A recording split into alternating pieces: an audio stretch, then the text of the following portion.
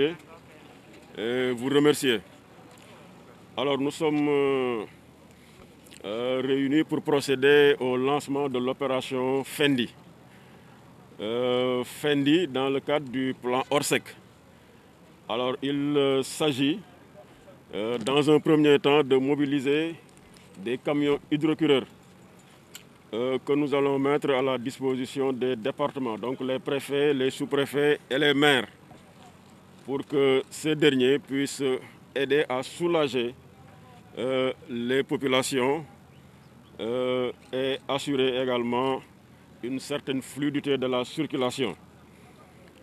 En plus de ces camions hydrocureurs, nous comptons également mettre à disposition des engins lourds en relation avec l'AGEROUTE pour procéder un tout petit peu à des réglages, au niveau de la chaussée afin de la rendre carrossable, mais également de créer des tranchées pour permettre à ce que l'eau puisse s'écouler.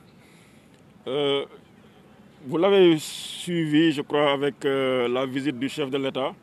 Le pompage également va se poursuivre en s'intensifiant. Alors nous avons mis le focus sur l'unité 3 des Parcelles Assainies, donc le point Camibas. Mais en plus de ce point, les sapeurs-pompiers sont à pied d'œuvre pour que dans les coins les plus reculés de Dakar, qu'on puisse y assurer le pompage. Nous allons également, toujours dans le cadre du plan Orsec, mettre à la disposition des acteurs, notamment les volontaires de la lutte contre les inondations. Et je salue la présence du président de ces volontaires-là, donc d'autres acteurs, sans oublier évidemment les collectivités territoriales, donc mettre à leur disposition des motopompes pour que là où nous ne pouvons pas intervenir directement avec les camions hydrocureurs, que les jeunes en relation avec les OCB et autres puissent procéder évidemment au pompage des eaux. Maintenant, il y a le volet hygiène-santé. Par rapport à ce volet, nous allons mobiliser des moyens. Dans un premier temps, mettre à disposition du service d'hygiène du produit de saupoudrage pour que juste après le pompage des eaux, et peut-être même en accompagnant le pompage des eaux, qu'on puisse procéder à une opération de saupoudrage de la région de Dakar. Du produit également d'hygiène, donc les désinfectants, seront mis à la disposition des populations. Et l'opération également de transfert d'argent, donc les cash transferts, va se poursuivre. Ça a démarré à Kermassar et ça va également se poursuivre au niveau des différents quartiers pour soulager un tout petit peu les victimes des inondations. Nous allons toujours dans le cadre du plan volet santé, assister et appuyer les structures de santé. Donc nous avons dénombré 164 structures de santé, postes de santé et centres de santé. Pour chaque structure, un bon en médicaments d'une valeur de 1 million sera mis à la disposition du responsable de la structure. Donc nous avons tout suivi, il y a eu énormément de dégâts au niveau des structures, donc ce qui fera une enveloppe globale de 164 millions que l'État mettra à la disposition des structures de santé. Maintenant, le dernier volet, c'est le relogement temporaire des sinistrés. Ça a démarré à Kermassar et à Djahaï. Nous allons faire un tour sur ces sites.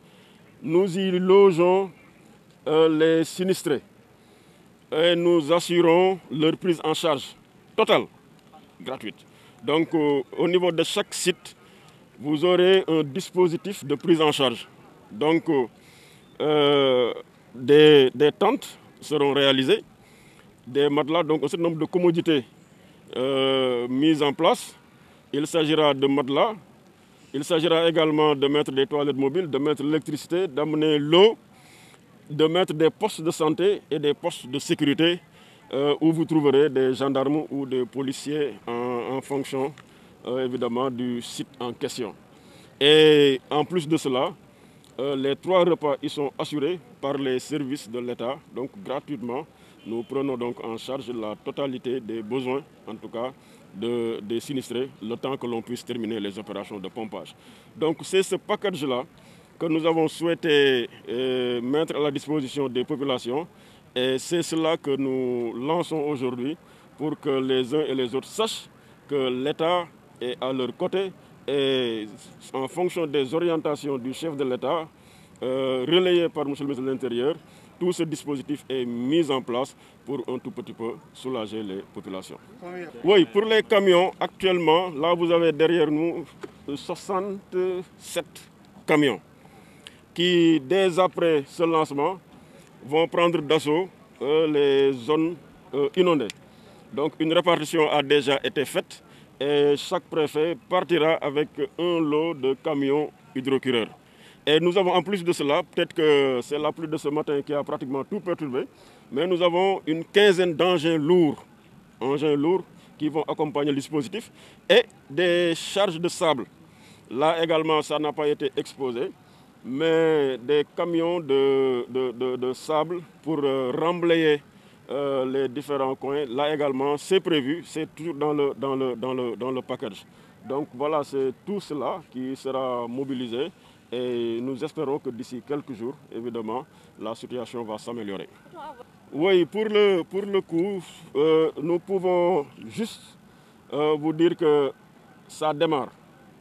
Ça démarre avec ce que nous avons et ça peut évidemment évoluer. Donc ce serait un peu hasardeux de dire que là, ça va coûter parce que les plus continuent. Vous démarrez avec combien? Nous démarrons peut-être avec une enveloppe de 200 à 300 millions. Le temps de voir ce que cela va donner.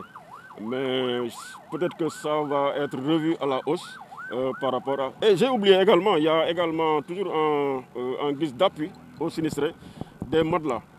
Des matelas dont l'acquisition est en cours et certainement sous peu, vous aurez peut-être des matelas qui seront offerts aux sinistrés qui n'ont rien à voir avec les matelas déjà sur lesquels évidemment ils dorment la nuit. Donc voilà tout cela. Donc ça évolue. Donc nous faisons des requêtes et en fonction de la pertinence de ces requêtes, évidemment, l'autorité réagit et accompagne. Bon, là également, à ce jour, nous travaillons sur la base de déclaration de sinistre. À ce jour, nous avons sur notre fichier, donc base de données, à peu près 7000 déclarations de sinistre. Mais il peut arriver que dans une habitation, qu'il y ait 2 voire 3 déclarations. Parce que, évidemment, c'est peut-être le système de ménage. Mais ce qui est sûr, c'est qu'actuellement, nous tournons autour de 7300 déclarations de sinistres. Et le toilettage maintenant se fait avec des enquêteurs que nous mettons, que nous donc mobilisons et qui vont faire le tour des domiciles sinistrés pour un tout petit peu stabiliser le fichier. Donc le fichier le nombre de sinistrés peut être revu à la baisse, à la hausse selon le cas, mais la réalité c'est que les déclarations sont au nombre de 7300 à peu près. Alors pour l'instant nous nous projetons sur 10 à 15 jours. Alors le temps de voir. Et voilà, si en 10-15 jours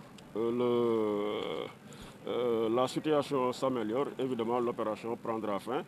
Il y a le cas particulier de Keur Massar.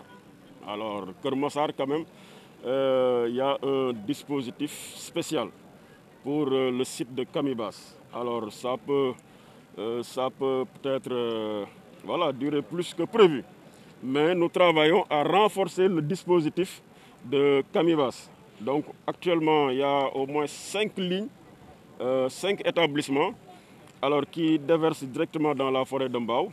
Et hier, avec le DG de l'ONAS, il me proposait même de mettre une autre ligne, histoire de renforcer les capacités de pompage et d'évacuation des eaux. waaw ñu ngi sant yàlla bu baax a baax